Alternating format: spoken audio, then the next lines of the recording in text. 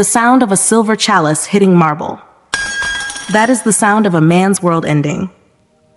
It is a sharp, ringing note that cuts through the chanting and the incense. It is the sound of gravity taking back what a heart can no longer hold. In the first few seconds after Father Thomas Brennan's heart stopped during the Feast of the Ascension, there was no light. There was only the smell. The heavy, sweet scent of frankincense and beeswax, the smell of 35 years of his life, suddenly being replaced by something cold, something clinical, the smell of floor wax and ozone. For the last 9 days, Father Thomas has sat in his study at the rectory. He is still wearing the plastic hospital bracelet under his black sleeve. He won't cut it off. He says if he cuts it off, the reality of what he saw might bleed out of him. He is a man who has spent his entire life providing answers to the dying.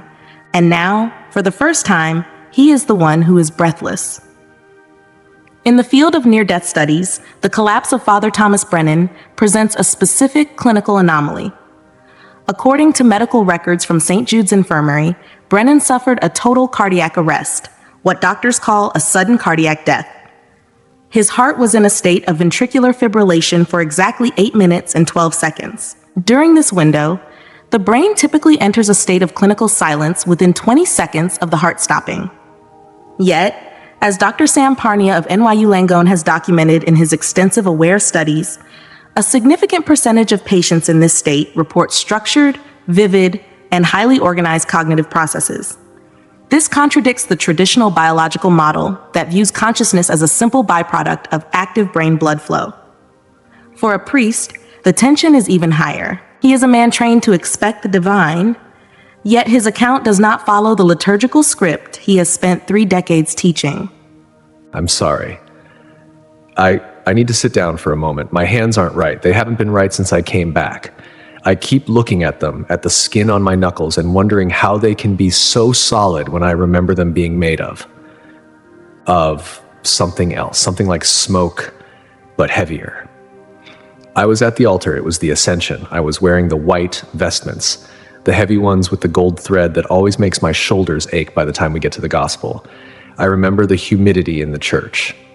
It was thick. The air felt like wet wool. I reached for the chalice, and there was this click, not in the room, in my chest, like a gear had finally lost its teeth. I didn't feel the floor. That's the thing I keep telling the doctors. I didn't feel my knees hit the marble. 1 second I was looking at the crucifix above the tabernacle, and the next, the crucifix was gone. The church was gone. And I was standing in a place that didn't have a floor, but I wasn't falling. Wait, I'm doing it again. I'm jumping ahead. I need to tell you about the silence first. You have to understand, as a priest, I am never in silence, not really.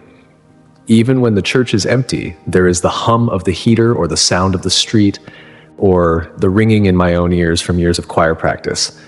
But this was a silence that had weight. It felt like being underwater, but you could breathe. It was a cathedral made of infinite silence. No walls, no ceiling, just a vastness that was dark, but not the kind of dark that makes you afraid. It was the darkness of a womb. It was the darkness before God said, "Let there be light." And then I saw him. I want to say he was standing there, but that's not right. He was just there. He was the center of everything. I've looked at thousands of icons. I've blessed thousands of statues. None of them, not one, prepared me for the reality of his presence. He wasn't a painting. He wasn't a figure on a cross. I started to cry. I'm a 61-year-old man, and I started sobbing like a child who had been lost in a grocery store and finally found his father's coat. I tried to kneel, but I couldn't find my legs. I just hovered there, in that light that was beginning to bleed through the darkness. He didn't say my name first. He said, "Thomas, you have been talking about me for a long time." It wasn't a compliment. It felt like a gentle correction, like a teacher telling a student they'd been reading the wrong chapter. I felt this wave of, I don't know, shame?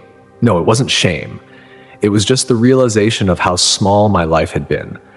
I'd been so busy with the parish council and the roof repairs and the bake sales and the exact way to fold the purificator, and I had missed the person standing right in front of me. I looked at him and I said, "I'm so sorry. I didn't know you were this close." He laughed. It was the most beautiful sound I've ever heard. It sounded like bells across a valley. He told me I wasn't the only one. He said his children are walking around in a fog thinking they are alone because they can't see the stars through the city lights. He took a step toward me, or I moved toward him. In that place, distance didn't mean the same thing, and he said something that changed everything.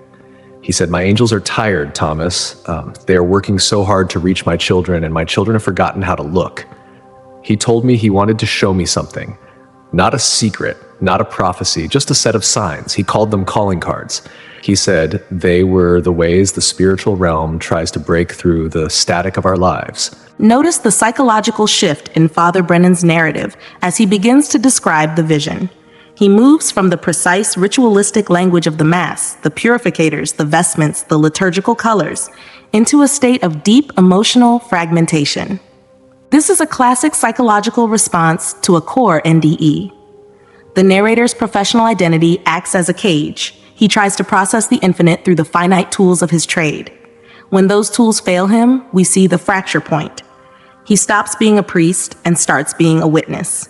His focus on the shame of his professional busyness is particularly telling. In psychology, this is known as a value revaluation.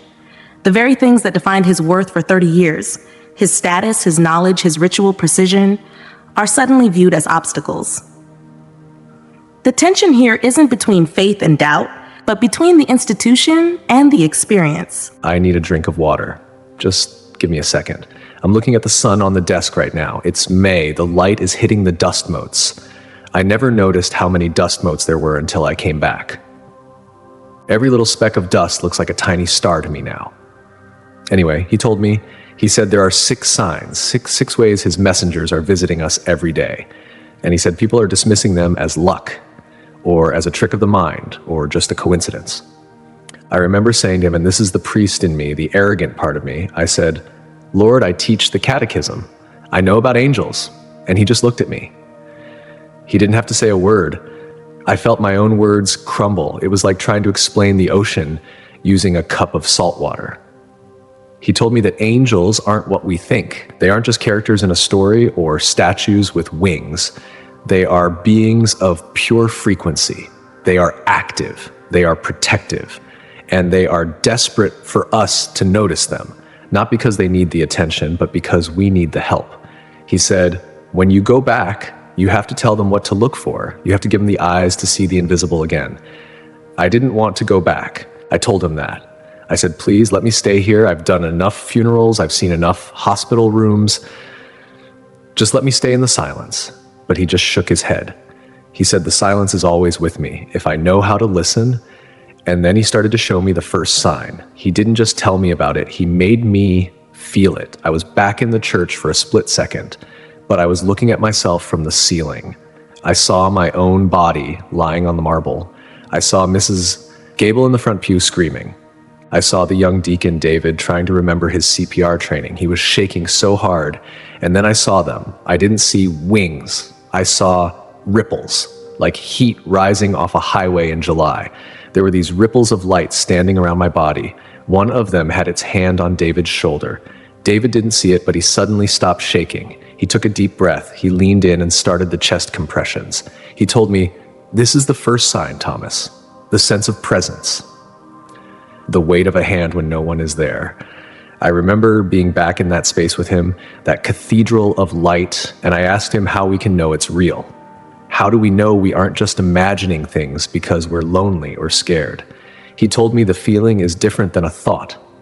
A thought comes from inside you, but a presence arrives from the outside. It has its own temperature. It has its own weight. He said his angels will often make their presence known through a sudden localized warmth or a feeling of someone standing right behind you when you're in an empty room. He said they do this when we are at our lowest point, when we are making a decision that will change the course of our lives. He told me about the physical touch. He said people will feel a gentle pressure on their shoulder or a brush against their hair. And their first instinct is to turn around and look for a person. When they don't see anyone, they tell themselves they were just tired. Don't let them do that, he told me. Tell them that when they feel that touch, they are being acknowledged by heaven. They are being told that the wall between this world and the next is thinner than a sheet of paper. I'm sitting here now in this chair, and I can still feel it. It's like a phantom limb. I can feel the spot on my left shoulder where he or they held me while I was watching my own death. I'm sorry, I'm losing the thread. I need to tell you about the coins, but I can't. Not yet. I need to breathe. I keep thinking about David, the deacon. I saw him yesterday. He came by the rectory to see how I was doing. He's 24. He's got his whole life ahead of him. He told me that when I fell, he felt this sudden calm, like a cold wave had hit him and washed away all the panic. He said he felt like someone was whispering the count for the compressions in his ear. 1, 2, 3, 4. He doesn't know. He thinks he just stepped up. He thinks it was adrenaline. But I saw it. I saw the ripple of light standing over him. I saw the messenger. I wanted to tell him. I wanted to grab him by the collar and say, David, you didn't do that alone. You were being held. But I couldn't. The words just stuck in my throat. I just looked at him and I started crying again. He must think I've lost my mind. Maybe I have. But if this is what it feels like to lose your mind, I don't ever want to find it again. I remember Jesus looking at me while the light started to get brighter. It was becoming hard to see him. Not because it was blurry, but because there was too much information for my eyes to take in. It was like trying to look at the sun through a telescope. He said, Thomas, pay attention to the ordinary. The supernatural is hiding in the mundane. That's why they miss the signs. They are looking for burning bushes and chariots of fire.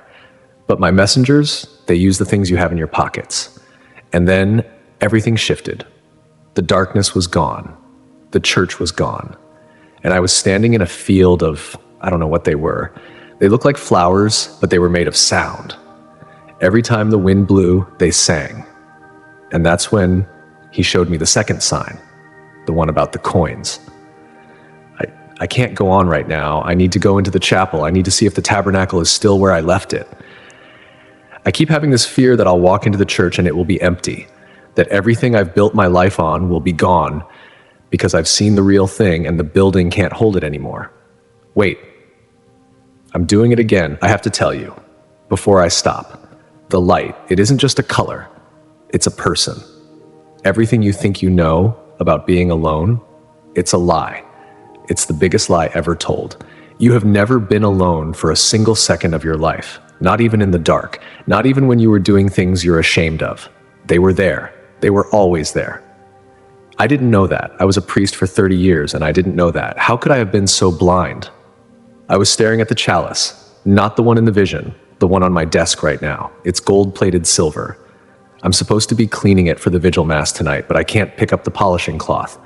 My hands, they're shaking again. Every time I look at the reflection in the metal, I expect to see that place, that field of singing flowers, that light that didn't come from a sun. I'm sorry. I lost my place. Jesus was still with me. We were walking, but not with feet. It's hard to describe. It's like the landscape was moving through us. He was explaining the first sign again, the one about the touch on the shoulder. He could tell I didn't quite believe it. I've always been a man of the book, you see. I like things codified. I like the rubrics. I like knowing exactly where to stand and what to say.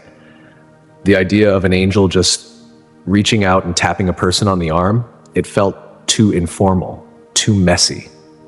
He stopped. The singing flowers seemed to dim their volume. He looked at me, and his eyes, they aren't just one color. They're like looking into deep water where the sun is hitting the bottom. Thomas, he said, you think my Father's house is a museum. You think everything has to be behind glass. But the angels, they are the workers in the field. They are the ones who get their hands dirty in your world. He told me that the physical touch, that weight I felt on my stole, is a bypass. That was the word he used. A bypass. He said the human mind is so good at building walls, so good at explaining away the still, small voice, that sometimes the only way to get through is to hit the physical senses. He explained that angels operate on a frequency that is normally too high for our nervous systems to register. But when they want to be felt, they can slow down. They can condense their energy just enough to interact with the material world. It's like a hand pressing into a memory foam mattress. The hand is from somewhere else, but the impression it leaves is real. I asked him why. Why do they do it? He leaned in close. I could smell him. It didn't smell like incense. It smelled like the air right after a lightning strike. Because sometimes, he said, a child just needs to know they are being held. They don't need a sermon. They don't need a theological treatise on the nature of grace. They just need to feel the weight of a hand so they don't fall over. I thought about all the times I'd sat in the back of the church after a funeral, empty. Just me and the flickering red of the sanctuary lamp. I'd felt that weight before. I'd felt that sudden warm pressure on my shoulder, and I'd always told myself it was just a muscle spasm, or the way the cassock was draped. I'd spent 30 years talking myself out of the very comfort God was trying to give me. In Catholic theology, the objects used during the Mass, the chalice, the paten, the linens, are not merely ceremonial tools, they are vasa sacra, or sacred vessels. According to the general instruction of the Roman Missal, these items must be handled with a specific ritual called purification, or ablution. After the congregation receives communion, the priest or deacon pours wine and water into the chalice to ensure that every microscopic particle of the Eucharist is consumed. The vessel is then wiped with a linen cloth called a purificator. This process is exhaustive and forensic. The interior of a chalice after purification is, by definition, one of the cleanest physical spaces in the world. There is no room for debris, let alone a foreign object. For a priest to find something inside a purified vessel defies every physical and ritual law of his profession. I keep thinking about the day I came home from the hospital. It was 3 days ago. Or 4? The calendar doesn't make sense anymore. I was in the sacristy. I was trying to get things ready for the morning Mass. But I was weak. My heart was still doing that strange fluttering thing. The doctors call it an arrhythmia. I call it a reminder. I reached for the chalice, the gold one, the one I've used for a decade. I'd purified it myself before I collapsed. I knew it was empty. I knew it was bone dry. But when I picked it up, I heard a sound. Clink. A small metallic slide. My heart nearly stopped again. I tipped the chalice over onto the linen and a penny fell out. A copper penny. 1964. I just stood there staring at it. There is no way a penny gets into a locked sacristy, into a covered chalice after a formal purification. It's impossible. It's a violation of the rules. And then I remembered what Jesus told me in that field of sound. He had smiled at me. That same look a father gives a son who's finally figured out a simple puzzle. The second sign, Thomas, he said. The currency of the kingdom. I told him I didn't understand. Why a coin? It's so cheap. It's common. It's what you find in the street. Exactly, he said. It is something you notice. If an angel left a diamond, you would think it was a miracle, but you would be afraid of it. You would lock it away. But a coin? A coin is something you can carry in your pocket. It's a reminder that my messengers are in the middle of your life, not just in the high places. He told me that angels use coins because they are physical anchors. When you find a coin in a place where it shouldn't be, on a locked windowsill, in a shoe you haven't worn in years, or inside a sacred vessel, it is a stop sign. It is the spiritual realm forcing you to pause for 3 seconds, to wonder, to step out of the automatic mode we all live in. He said they often use dates that mean something, a year of a birth, a year of a death. I looked at that penny in the sacristy, 1964. That was the year I was baptized, the year my life in the church began. I'm sitting here now, and I've got that penny in my hand. I'm rubbing my thumb over the date. It's cold, it's just metal, but it's also a bridge. This element of Father Brennan's testimony creates a profound theological friction. For the skeptic, a coin appearing in an unusual place is the ultimate low-stakes miracle, easily dismissed as a prank, a lapse in memory, or a simple coincidence. It lacks the grandeur of a healing or a prophetic vision. However, for the believer, particularly one within a structured liturgical tradition, the ordinariness of the sign is what makes it scandalous. Why would the divine use common currency? This tension highlights a shift in modern NDE accounts toward personal signifiers, the idea that the afterlife communicates not through universal symbols, but through a private language tailored to the individual's own history. The friction lies in the dignity of the message. If God is infinite, does he really care about a 1964 penny? Brennan's account suggests that the answer isn't about the value of the coin, but the value of the attention it commands. I'm sorry, I just heard a noise in the hallway. I thought it was Father Michael, but no one is there. I keep doing that. I keep looking for the source of things. I remember asking Jesus. I asked him, Lord, people are going to think I'm crazy. They're going to say I'm making this up because I'm old and my heart is failing. They're going to say I'm seeing what I want to see. He didn't get angry. He just reached out and touched the air between us. The air rippled like a pond. Thomas, he said, the world is full of people who are dying of thirst while standing in the rain. They have been taught that if they can't measure it, it isn't real. They have been taught that wonder is a weakness. He told me that these signs, the touch, the coins, they aren't meant to prove anything to the world.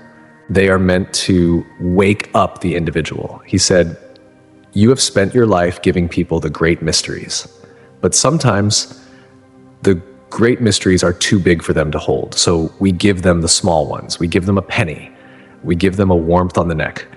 We give them a reason to believe that the universe is not just a cold machine. I started to feel this pressure in my head, like I was trying to hold too much water in a paper cup. The field was starting to dissolve. The colors were turning into something else, something more intense. I felt myself backsliding. That's the only way to put it. I was losing my grip on that place. I started thinking about my parish. I started thinking about the unfinished paperwork on my desk. I started thinking about the sound of that chalice hitting the marble floor. Wait, I need to tell you about the heat. I was back in the vision, but the field was gone. We were standing in a room that felt like the interior of a sun, but I wasn't burning. He said, Thomas, pay attention. The third sign is the fire. Not the fire that destroys, but the fire that sustains. I remember looking at his hands. They weren't just skin and bone. They were glowing. Not like a light bulb, but like a piece of iron that's been in the forge for hours. He said, when my messengers draw close, they bring the atmosphere of heaven with them, and heaven is not cold. He explained that when people feel a sudden, inexplicable heat, not a hot flash, not a fever, but a localized warmth that feels like a heavy blanket being draped over them, it is the energy of an angel. He told me that this usually happens in the Garden of Gethsemane moments, when a person is so alone, so broken, that their own body temperature seems to drop from the grief. In those moments, an angel will literally wrap themselves around the person. I remembered a night 5 years ago. My mother had just died. I was sitting in the dark in this very study. I was so cold. I was shivering, even though the heat was on. And suddenly I felt this wave. It started at the base of my neck and spread down my back. It felt like someone had just poured warm oil over me. I thought it was just a surge of adrenaline. No, he said. He didn't even wait for me to speak. He knew what I was thinking. That was your guardian, Thomas. He was holding you together so you wouldn't shatter. I looked at him and I felt so small. I've been a priest for half my life. I've preached about the Comforter. I've talked about the Holy Fire, but I never realized it was literal. I never realized they were that close. I wanted to ask him about the light, the flashes people see, but the room was getting too bright. I couldn't see his face anymore. I could only hear his voice. It sounded like it was coming from inside my own chest. Stay awake, Thomas, the voice said. The fourth sign is for the dark places, and then the heat became too much. It wasn't painful, but it was authoritative. It was pushing me out. I woke up for a second. In the hospital, I could hear the machines. Beep, beep, beep. I could hear a nurse's voice. She was saying something about oxygen saturation. I tried to open my eyes, but I couldn't. I was paralyzed. I was trapped in that in-between place. And that's when I saw the light. Not the light of the hospital, not the fluorescent hum. It was a flash in the corner of the room, a white-hot spark like someone had just struck a match made of lightning. It stayed there for a heartbeat, and then it was gone. And then I was back. I was back in the sunroom with him. He was still there. He hadn't moved. He said, "You saw it, didn't you?" I nodded. Or I thought I did. That is the fourth sign, he said. The spark in the peripheral. The light that shouldn't be there. He explained that because angels are beings of light, their transitions into our world often leave a scorch mark on our vision. It's a leak. A bit of their true nature breaking through the veil. I can't talk about the light yet. I need to sit in the dark for a minute. I'm looking at the corner of my study right now. The shadows are long. It's getting late. Part of me is terrified that I'll see that flash again, and part of me is terrified that I won't. I keep looking at the penny. 1964. I'm 61 years old. I've lived my whole life by the book. I've followed the rules, I've kept the rubrics, and all this time he was just waiting for me to look at a penny. I don't know how to be a priest anymore. Not the way I was. I'm holding the chalice and it feels like a lead weight. How can I go back in there? How can I stand at that altar and pretend that I'm the one in charge of the mystery? I'm not. I'm just a man who found a coin. I need to go. I can hear the bells for the evening prayer. They sound different now. They sound like they're trying to say something. Wait. I just felt it on my shoulder right now. It's warm. I'm not going to turn around. I'm just going to sit here. I'm just going to sit here and let it happen. I just dropped the penny. It hit the floor and rolled under the radiator. I'm on my knees right now, trying to reach it, and my medical bracelet is catching on the metal fins. I should just leave it. I'm a priest of the archdiocese, and I'm crawling on a dusty rug because I can't let go of a scent. I'm sorry. My breath is short. The doctor said that would happen. I was telling you about the heat. The third sign. When I was in that space, that room of light that felt like the heart of a forge, Jesus didn't just let me feel the warmth. He made me understand the purpose of it. I remember looking down at my hands in the vision. I wasn't wearing my vestments anymore. I was just me, and I was glowing, not because I was holy, but because he was so close that his temperature was becoming mine. He told me, Thomas, my messengers don't come to start fires. They come to be the hearth. I didn't get it. I've spent 30 years thinking about the tongues of fire at Pentecost as this violent, world-changing event. But he was talking about something quieter. He said that when an angel draws near, the sudden rise in temperature isn't a side effect. It's a delivery system. He explained that our physical bodies are like thermometers for the soul. When we are drowning in despair, our spirits freeze. We become numb. We shut down. So the angels, they don't just whisper, don't be afraid. They wrap their energy around our physical frames. They raise the temperature of the air. He said, tell them to watch for the heat that comes from nowhere. The warmth on the back of the neck when they are crying in a parked car. The sudden fever of peace that hits them when they're walking through a cemetery. I remembered a cold Tuesday in January, 3 years ago. I was hearing confessions for 5 hours straight. The church was freezing. The radiator in the box, the confessional, had died. I was sitting there in my heavy wool coat, my teeth literally chattering as I listened to a man recount the same sins he'd been bringing me for a decade. I was tired. I was cynical. I wanted to go to bed. And then it happened. Between one penitent and the next, the temperature in that tiny wooden booth jumped 20 degrees. It wasn't the heater. It was like a physical embrace. I felt this intense, blistering heat radiating from the wooden wall behind me. It felt like a vigil candle was being held against my spine, but it didn't burn. It melted the cynicism right out of me. I sat there in the dark, sweating in my coat, and for the first time in years, I actually listened to the next person. I asked Jesus about that. I asked him if that was an angel. He smiled, and it was a look of such immense pride, not in me, but in the messenger. He was keeping you at the altar, Thomas. He was keeping you from becoming a machine. The phenomenon Father Brennan describes, a localized, intense heat, mirrors a growing body of data in contemporary NDE research regarding thermal anomalies. While skeptics often attribute sudden warmth to autonomic flushing or vasodilation triggered by emotional relief, the specifics of Brennan's account suggest a different pattern. In a 2019 survey of palliative care workers, published in the Journal of Near-Death Studies, over 30% of practitioners reported witnessing inexplicable temperature shifts in rooms where patients reported visitations. This is not a generalized heat, but a targeted one. It is a pattern documented across cultural lines, from the tumo heat of Tibetan monks to the divine fire of Western mysticism. The stakes of this data are significant. If consciousness can interact with the thermal environment of a room without a physical heat source, our understanding of the relationship between mind and matter is fundamentally incomplete. I'm back in the study. I got the penny. My knuckles are bleeding a little. I didn't even feel it. I keep thinking about the light, the fourth sign. He showed me the strobe. That's the only word for it. A strobe light of heaven. We were standing in a place of total darkness now. It felt like the box, the confessional, but it was infinite. And then there was a flash, crack, a sliver of white light, thinner than a needle, but brighter than 1,000 suns. It lasted for a fraction of a second. Then another one, over to the left. Crack.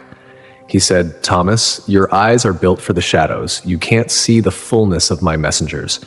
You only see the seams where they break through. He told me that these flashes of light, the ones people see in the corner of their eye, or the orbs that show up in a photo of a baptism, they aren't glitches. They are the friction of two worlds rubbing together. He said angels are constantly moving, constantly interceding, and every time they move from their frequency to ours, there is a discharge, like static electricity. I remember saying, Lord, if they're always here, why don't we see them all the time? He looked at me with a sadness that felt like a weight on my chest. Because you've been taught that your eyes are the only way to see, he said. And then the vision shifted. Suddenly I wasn't with Jesus anymore. I was standing in the aisle of my own church, Holy Name, but it was empty. The pews were dusty, the air was stale, and standing near the altar was a woman, Mrs. Hennessy. She died 4 years ago. I did her funeral. I remember it because I was in a rush that day. I had a golf game. I'd hurried through the prayers. I didn't even stay for the burial. She was looking at me. Her face wasn't glowing. It was just her. She looked tired. She was holding a rosary, and the beads were made of that same white strobe light. I tried to go to her. I wanted to apologize. I wanted to tell her I was sorry I didn't stay at the graveside. But as I moved, she started to fade. And every time she faded, a flash of light would hit the air where she had been. Crack, crack.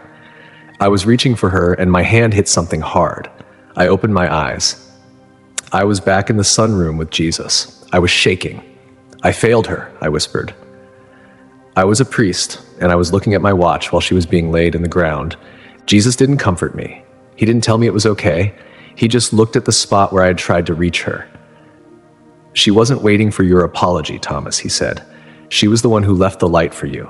She's been the one flashing the strobe in your confessional for 3 years. She's the one who's been trying to wake you up. I can't tell you what that did to me. To realize that the people we think we are serving are often the ones watching over us. The history of the Catholic confessional, or the reconciliation room, is one of intentional sensory deprivation. Established in its modern form by St. Charles Borromeo in the 16th century, the confessional is designed to be a place of shadows, anonymity, and silence. The use of a screen or grill is intended to focus the penitent and the priest on the auditory experience of grace. However, throughout hagiography, the lives of the saints, this space of darkness is frequently interrupted by reports of photopsia, or inexplicable light. St. John Vianney, the patron saint of parish priests, frequently described seeing sparks or auras around certain penitents. While modern medicine might classify these as ocular migraines or scotomas, Father Brennan's account recontextualizes these visual anomalies as an angelic scorch mark. The theological tension here is that the light appears not in the holy sanctuary, but in the messy darkness of human confession. I need to tell you about the sound. The fifth sign. I can hear it now. It's been constant since I got back from the hospital. It's not ringing in the ears. It's not tinnitus. I know what that sounds like. It's a frequency. It sounds like a silver bell that was struck 1,000 years ago, and the vibration just hasn't stopped yet. In the vision, Jesus called it the lingering sanctus. He told me that angels are beings of song, not like a choir, but like a vibration. He said that every soul has a key, a specific note that it resonates with. And when an angel is trying to guide you, when they're trying to warn you to stop or to go or to listen, they will hum in your ear. He explained that we perceive it as a high-pitched ringing. He said, tell them to pay attention to when the ringing starts. It's not random, it's a confirmation. He told me that if you're thinking about someone you haven't talked to in years and suddenly your ear starts to ring, that is an angel tuning the connection. And if you're about to make a decision and the ringing becomes intense, that is a warning. I asked him why it's so high-pitched, why it's almost painful sometimes. Because you are trying to hear a mountain with a tiny radio, he said.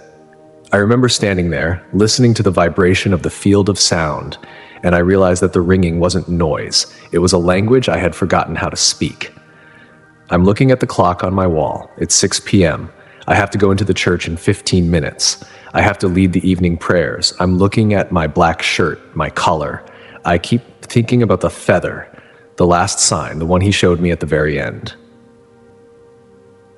The one that still doesn't make sense to my priest brain. I found something this morning in the chapel. The tabernacle, the gold box where we keep the consecrated hosts, is made of 300-pound steel. It's bolted to the altar. I have the only key. It's on a chain around my neck. I opened it this morning to get the ciborium for a sick call, and lying there right on top of the silk corporal, a feather, a white feather. So soft it looked like it was made of cloud. I didn't touch it. I just closed the door and locked it. I'm sitting here now and I'm afraid to go back in there. I'm afraid of what it means. If that feather is real, if it's actually there, then everything I've been doing for 30 years it's not what I thought it was. I'm not the guardian of the mystery. The mystery is guarding me. And I don't know if I'm strong enough to live with that. My heart is doing that thing again, that flutter. I'm going to go into the church now. I'm going to walk down the aisle. I'm going to see if Mrs. Hennessy is there. I'm going to see if the light flashes one more time. I'm looking at the key, the one for the tabernacle. It's sitting on my desk next to a half-eaten piece of toast that's gone hard at the edges. I haven't been able to eat much. Everything tastes like, I don't know, cardboard. Ash. I was telling you about the feather. The sixth sign. In the vision, the room of heat and light began to soften. It didn't disappear, it became more familiar. We were back in the cathedral of infinite silence, but there were these shapes drifting through the air. They looked like snow. But it was May. One of them landed on my hand. It was a feather. Small, white, perfectly formed. Jesus looked at it. He didn't touch it. Thomas, he said, my messengers don't have wings of flesh and bone. They don't need them, but your heart needs them. He told me that the feather is a concession. That was the word he used, a concession to human imagination. He said that for centuries we have painted angels with wings, carved them into stone, stitched them into our altar cloths, because we need to believe they can fly to us. So they use that. They leave a feather in a place where a bird could never go. A locked room, a closed car, a steel box. It's their calling card, he said. It's the final sign because it's the most undeniable. It's a physical object that has no business being where it is. I asked him, why white? Why is it always white? Because white is the frequency of the beginning, he said. It's the color of the light before it hits the prism. It's the color of the shroud. It's the color of the host. He told me that when a person finds a white feather, they are being told that their prayers have reached the center, that the total silence has heard them. He moved closer to me then. The light was so intense I had to close my eyes, but I could still see him. I could see him through my eyelids. He said, Thomas, you're going back. I started shaking. No, please. I can't go back to the paperwork. I can't go back to the budget meetings and the leaky roof and the sound of my own knees cracking when I genuflect. I don't want to go back to a world where I have to explain you. He took my hands. His skin felt like peace. Not the idea of peace. Not the feeling you get after a good meal. It felt like the resolution of every argument I've ever had with myself. You have a mission, Thomas, he said. I waited for him to give me a prophecy. I waited for him to tell me a date or a name or a warning for the world. I'm a priest. I wanted a sermon to deliver. But he didn't give me one. He just said, live like you've seen me. That was it. I didn't understand. I told him I didn't understand. He laughed, and the sound was like the ringing of the silver bell from the fifth sign. You've been a priest for 30 years, Thomas. You've been a professional. Now I want you to be a witness. And then he let go. The medical discharge summary for Father Thomas Brennan from Our Lady of Mercy Medical Center contains a notation that the attending cardiologist, Dr. Eris Thorne, described as highly irregular. During the 8 minutes and 12 seconds of Brennan's clinical death, his core body temperature, despite being on a cold marble floor in an air-conditioned cathedral, rose to 101.4 degrees. There was no infection, no sepsis, no biological reason for a dead body to generate fever. Furthermore, the EEG monitors, once reattached in the ER, showed a burst of gamma wave activity usually associated with deep REM sleep or intense meditative states, states that are physiologically impossible during a state of cardiac standstill. Dr. Thorne's report concludes with a single, uncharacteristic sentence. The patient's neurological recovery is inconsistent with the duration of the hypoxic insult. In plain language, his brain should have been a desert. Instead, it was a garden. The pullback was violent. It wasn't a transition, it was a crash. I felt my soul being forced back into a suit of armor that was too small and made of lead. That was my body. I felt the cold marble against my cheek. I smelled the floor wax, I heard the screaming, and then the pain hit. It was like a lightning bolt was being driven into my sternum over and over again. 1, 2, 3, 4. David, the deacon, he was breaking my ribs. I could hear them snapping, a dry, wooden sound. I tried to tell him to stop. I tried to tell him I was fine, that I'd just been with the Lord, that I didn't need the air in my lungs because I'd been breathing the light. But I couldn't speak. I could only gasp. Clear. The world exploded in white. The first shock from the defibrillator felt like being kicked by a horse. My eyes flew open. I saw the ceiling of the church. I saw the chandelier. It looked so ugly, so fake, like a prop in a play I didn't want to act in anymore. I saw the paramedics. I saw the blue plastic of the oxygen mask. I remember reaching out. I was trying to find the feather. I was trying to find the penny. I was trying to find his hand. "We've got a pulse," someone yelled. I wanted to tell them to let me go. I wanted to tell them they were making a mistake. I felt this incredible, crushing grief. I had been in the heart of the sun, and they had dragged me back to a cold room with fluorescent lights and the smell of rubbing alcohol. They wheeled me out. I remember the sound of the gurney wheels on the sidewalk. It was the most lonely sound I've ever heard. Notice the narrator's rejection of the physical world upon his return. This is what psychologists call post-NDE depression or homesickness for heaven. For Father Brennan, the trauma isn't the death, it's the survival. His professional world, once a source of stability, is now seen as ugly and fake.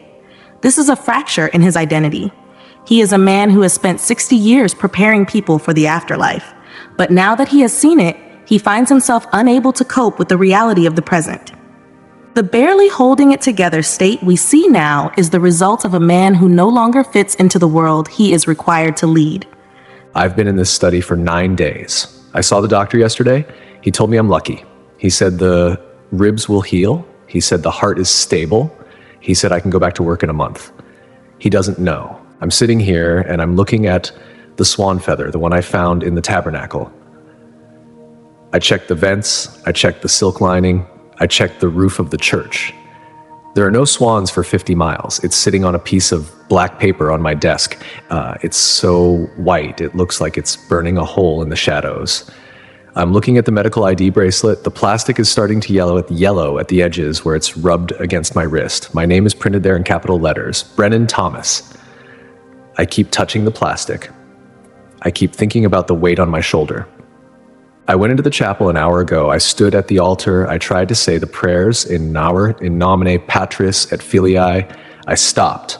I couldn't finish. I just stood there in the dark, listening to the ringing in the ears. The fifth sign, the silver bell. It's getting louder. It's not a noise anymore. It's a pull. I'm looking at the door to the rectory. I can hear the traffic outside. I can hear the world moving on. But I'm still here. I'm still in the room of light. I'm sitting here with the key in my hand. I'm waiting for the next flash. I'm waiting for the heat to come back.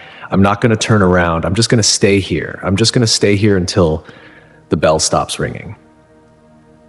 The medical record from Our Lady of Mercy Medical Center, dated May 14, 2026, notes that during Father Thomas Brennan's recovery, his blood chemistry showed an unexplained elevation in certain neurotransmitters, specifically DMT and serotonin, well beyond the window of his clinical death. This chemical signature remains a point of contention for neurologists who argue that such spikes are the brain's final attempt to protect itself from oxygen deprivation. But the chemical data doesn't account for the tension this story leaves behind for a forensic locksmith. A steel tabernacle, secured by a double-bolt Medico lock, was opened to find a 4-inch swan feather resting on a silk corporal, There were no feathers in the ventilation, no birds in the sanctuary. The lock showed no signs of tampering. The expert is left with a silence that is not an answer. I'm thinking of Father Thomas now. He's probably still in that study in the rectory at Holy Name. He's probably still wearing that plastic hospital bracelet, the one marked Brennan Thomas, tucked under the cuff of his black shirt. He's sitting in the shadows, his thumb tracing the date on a 1964 penny, waiting for a white flash in the corner of a room that everyone else says is empty.